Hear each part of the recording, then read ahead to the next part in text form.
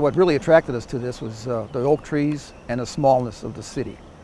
That's what started it. I like living here because it's very quiet. It's you get away from all the hubbub, and nobody can find you here.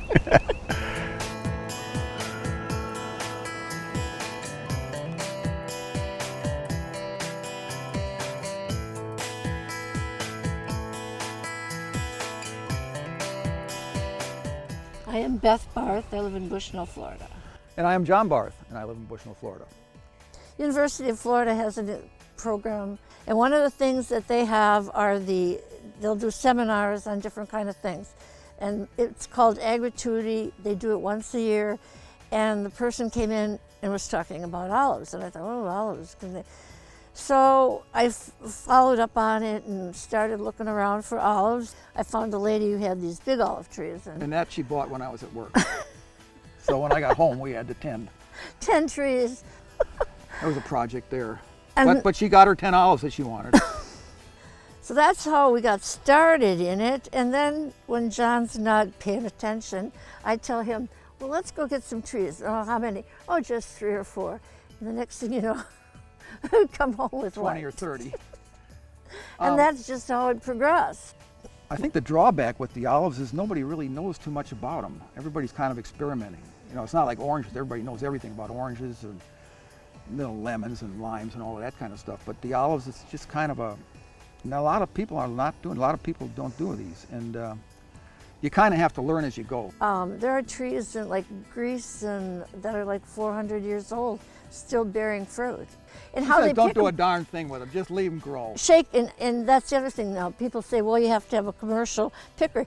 Shake the trees. Yeah. And we found that out. Put a bed sheet underneath it and just shake them, and they fall right off. One of the problems with the olives in Florida is there's not a lot of facilities for getting the oil out. It's like $20,000 to $30,000 to get an oil press. They're hard. You got to crush because you got to crush the stone as well. That's where the oil comes from. You got the olive and you got the stone in the middle, and that all gets crushed. So you got to have quite a bit of force to get that to flow. You know. Once you start eating them, any kind of olive, when you start eating it, you don't stop eating them, and we ate them all. Yeah. I thought we had saved one. They were pretty good. They were pretty good.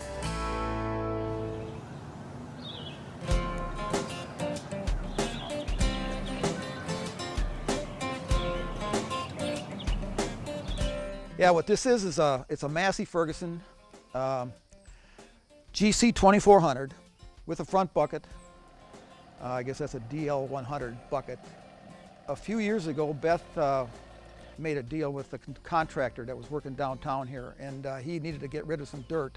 The pile of dirt that Beth found downtown was probably about as big as this barn. I guess at least as high. It's probably higher, but it was at least 25 to 30 loads, dump truck loads brought out here. It was a huge pile of dirt, but we got it out here. We spread it out and we got rid of it. So.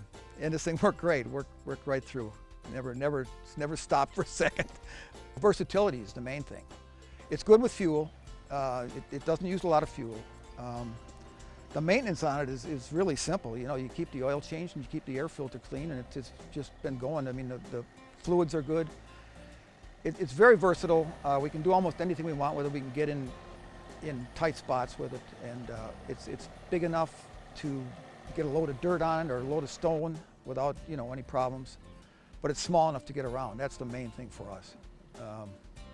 But it's sturdy enough, it's strong enough, it's versatile enough to do most anything we've got to do here. Beth was around the back of the barn going to park the truck, and she got a little bit low, and it does get wet back there in the summer.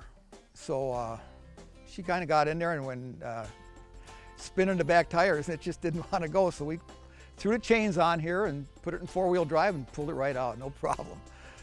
You can pull almost anything out with it. It's easy, it goes right through. It's 4-wheel drive, and it just goes through the water, goes through anything.